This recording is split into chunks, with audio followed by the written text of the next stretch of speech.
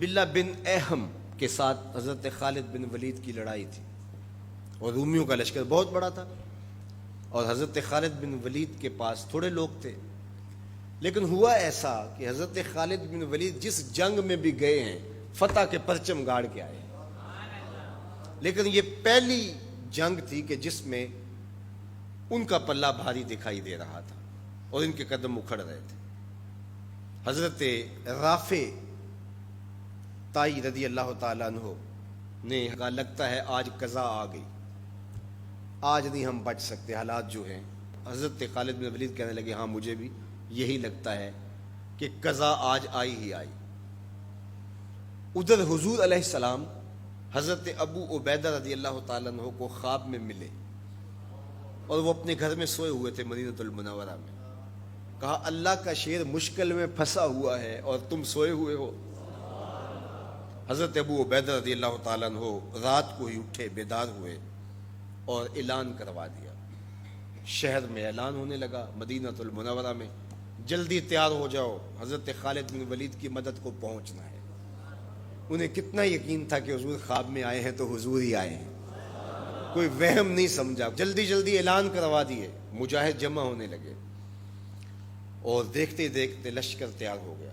تو انہوں نے محسوس کیا کہ لشکر سے ہٹ کے کوئی سوار چل رہا ہے, تو انہیں کوئی شک گزرا کہ کوئی جاسوس نہ ہو. ذرا مزید اس کی جستجو کی تو وہ نقاب پوش بھی تھا, تو شک اور زیادہ بڑھ گیا.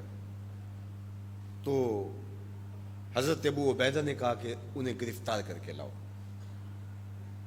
یہ جاسوس ہے, کون ہے, ہم اس کی تفتیش تو کریں. تو خیر انہوں نے گھیر لیا ان کو, ان کے گھوڑے کو ابو عبیدہ کے قریب لے آئے. تو حضرت ابو عبیدہ نے کہا تم کون ہو؟ انہوں نے تھوڑا سا قریب ہو کے کہا کہ میں خالد بن ولید کی بیوی ام تمیم ہوں. جب آپ نے اعلان کیا کہ خالد مشکل میں ہے تو میں پریشان ہو گئی کہ اللہ کا شیر تو کبھی مشکل میں آیا نہیں تھا, آج کیا ہوا؟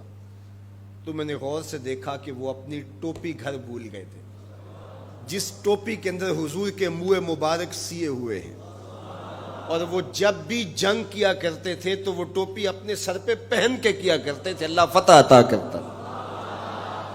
تو میں ان کو ٹوپی دینے جا رہی. اللہ اکبر. جب یہ لوگ وہاں پہنچے تو سواروں کا ایک قافلہ آگے بڑھ کے خالد بن ولید کے ساتھ دشمن پر حملہ آور ہو گیا.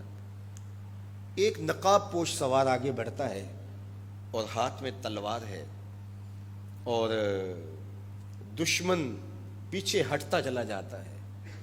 تو خالد بن ولید کو رشک آیا اس کی بہادری پہ, اور خوش بھی ہوئے, اور حالت جنگ میں اپنے گھوڑے کو ایڑ لگا کر کے اس سوار کے قریب ہوئے اور کہا نقاب پوش جوان تم کون ہو, اتنی بہادری سے لڑ رہے ہو؟ تو اس نے ہلکا سا نقاب الٹ کے کہا پہچانو تمہاری بیوی ام تمیم ہوں, اور تمہیں وہ ٹوپی دینے آئی ہوں جس کے اندر حضور کے بال سیے ہوئے ہیں. تو حضرت خالد بن ولید کو انہوں نے ٹوپی عطا کی اور انہوں نے سر پہ رکھی. اللہ نے اسی دن مسلمانوں کو فتح عطا کر. یہ حضور علیہ الصلوۃ والسلام کے بالوں کی برکت تھی. حضرت ام سلمہ رضی اللہ تعالیٰ عنہا کے پاس, زوجہ رسول صلی اللہ علیہ وسلم کے پاس حضور کے مبارک بال تھے.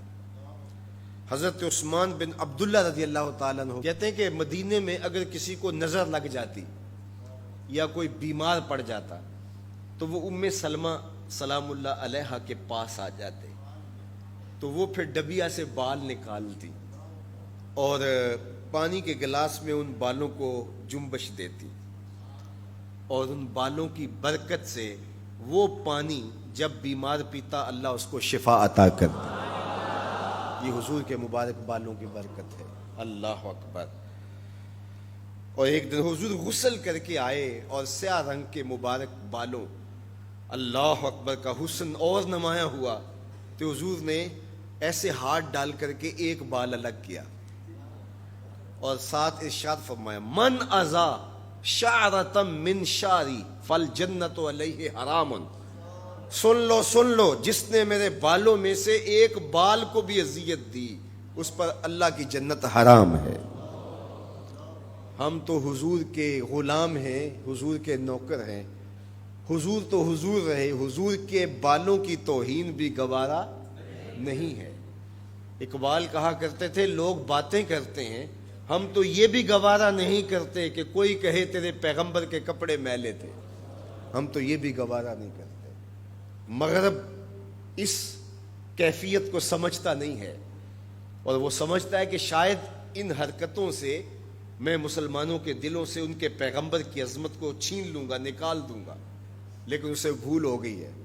یہ ہزار گناہگار سہی، بدکار اور سیاہ کار سہی، دنیا دار سہی، یہ کاروباری سہی، لیکن جب اپنے دل کا سودا کرنے کی باری آئے تو مدینے کی گلی میں کرتے ہیں، اور سب کچھ لٹانے کے بعد بھی کہتے ہیں حق تو یہ تھا کہ حق ادا نہ ہوا۔ ہماری جانیں، ہمارے ماں باپ، ہماری نسلیں، ہماری زندگی کا ایک ایک گوشہ حضور کے نام پہ قربان۔ حضور کے نام کا جھنڈا کبھی نیچا نہیں ہو سکتا، ان کے نام کا جھنڈا ہمیشہ اونچا رہے گا۔ چاند کی طرف منہ کر کے تھوکنے سے اس کی نوری کرنوں کو میلا نہیں کیا جا سکتا، تھوکنے والے کا تھوکا اس کے اپنے منہ پہ آ گرے گا۔ تبت یدا ابی لہب و تب کا تازیانہ آج بھی دشمنان رسول اور شاتمان رسول پہ برس رہا ہے، اور میرے نبی کا نام کل بھی اونچا تھا، میرے نبی کا نام آج بھی اونچا ہے، رہے گا یوں ہی ان کا چرچا رہے گا، پڑے خاک ہو جائیں جل جانے والے۔ ہمیں غور کرنا ہوگا کہ آج ہمارے اوپر یہ جو آزمائشیں اور یہ ابتلائیں ہیں اور یہ امتحانات سے ہمیں گزرنا پڑتا ہے، اس سے دردناک امتحان امت کے لیے کیا ہو سکتا ہے؟ تو کیا اب بھی ہم فرقوں میں بٹے رہیں گے؟ اب بھی ہم ایک دوسرے کے گریبان نوچتے رہیں گے؟ آج بھی ہم جو ہے وہ غفلت کی زندگی گزاریں گے، یا اپنی زندگی کی ایک ایک سانس حضور کے قدموں میں رکھ دیں گے؟ تو محبت کا تقاضا یہ ہے کہ اپنی ایک ایک سانس حضور کے نام پہ قربان کریں۔ ہم جئیں گے تو حضور کے لیے، مریں گے تو، اور آخری سانس تک حضور کے وفادار رہیں گے۔ اور یہ ہماری زبان سے نہیں، ہمارے قلب سے، ہماری روحوں سے ہمارا عہد ہے، ہمارا ارادہ ہے۔